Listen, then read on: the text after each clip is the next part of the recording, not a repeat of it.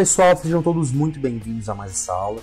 Galera, essa é uma aula que eu vou explicar para vocês um pouquinho sobre operações com retrações. São basicamente operações onde a gente busca pontos de suportes e resistências para fazer operações, sejam elas no toque ou após o fechamento. Vamos lá. Como que a gente pode identificar uma região de preço onde o preço deve retornar? Ou seja, como se ele fosse uma pequena reversão do movimento. Sempre buscando os pontos de extremos. Quando a gente identifica que o preço fez uma máxima, temos aqui uma região de máxima. Em teoria, o preço não deve chegar lá de novo e sair rompendo, andando. Né? Teoricamente ele deve chegar lá e pelo menos parar por ali. E assim você pode buscar uma oportunidade. Né? Aqui no caso, se tivesse feito a venda no toque, teria sido uma operação bem na risca, mas ok, fechou para baixo. Ou você poderia deixar ele fechar, não ter rompido, fechou, no próximo você vai e faz uma venda descoberta. Pronto, aqui no caso você teria tido um lucro da operação. O mesmo caso seria para operações de compra. Busca o ponto mais extremo.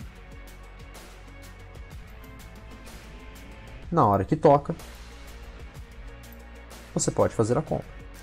Se quisesse esperar para fazer no próximo, no caso teria descido. Infelizmente daria o prejuízo da operação. Mas aqui está o ponto de mínima e aqui é onde a gente buscou fazer a compra. O que seria melhor, fazer no toque ou após o fechamento? Isso varia para cada um. Não necessariamente você teria que esperar o fechamento. Muitas pessoas fazem no toque. Né? Digamos assim, seria mais confirmado de certa forma se você fizesse após o fechamento do candle. Né? Vamos para um próximo exemplo. Sempre buscando os pontos de extremidades. Não fica buscando muito meio de caminho, porque pode ser mais estressante para você. Você pegar um ponto de suporte aqui nesse meio de caminho e ele vir buscar o próximo suporte. Não faz muito sentido, tá bom? Acredito que são operações que te dariam um estresse completamente à toa. Tá? Lembrando que esse tipo de operação você pode fazer de 3 formas. Em mercado lateralizado, como é esse exemplo que nós estamos mostrando, em tendência de baixa, em tendência de alta. Em tendência de baixa você busca mais vendas do que compra, busca esses pontos para você fazer as vendas. E em tendência de alta, você busca os pontos para fazer as compras. Tá bom? Neste exemplo, o preço veio, fez uma máxima, e no próximo, se tivesse feito no toque, ele veio e já fechou para baixo, bem para baixo no caso. Se tivesse esperado para fazer no próximo candle, teria dado certo da mesma forma. Vamos para um outro exemplo. Agora no caso das compras. Temos um novo ponto de mínima aqui. Vou traçar.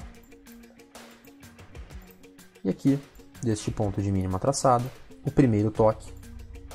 Se tivesse sido feito a compra aqui, o preço fechou aqui em cima, teria dado gain na operação. Tá bom? É claro que nem sempre o preço vai parar lá, né? O preço pode romper e iniciar uma tendência, né? No caso, uma tendência de baixa. Neste caso, você começa a buscar mais vendas do que compras. Perfeito. Vamos apagar esses pontos. Então aqui o preço veio e causou um rompimento. Deste rompimento, nós poderíamos fazer o quê? Uma operação de venda na retração. Como isso poderia ser feito?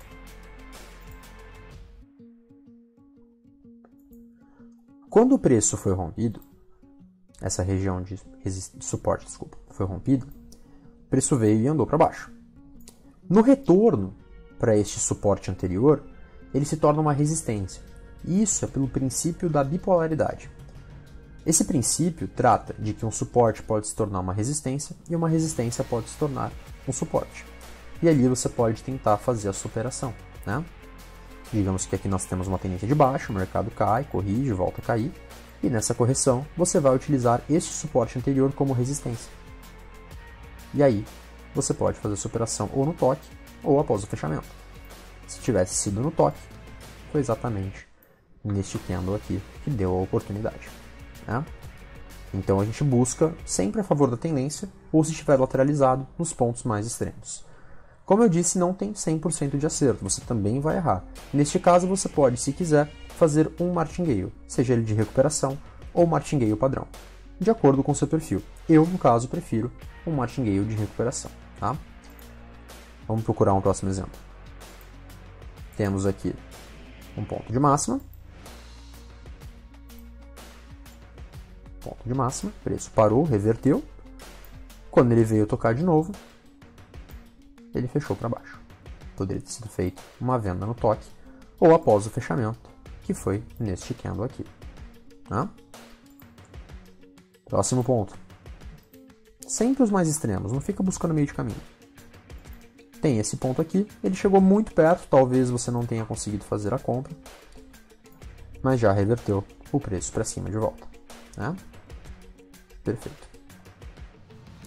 Ou seja, você pode buscar pontos para comprar se tiver em tendência de alta, para vender em tendência de baixa, ou em lateralização, os pontos mais extremos.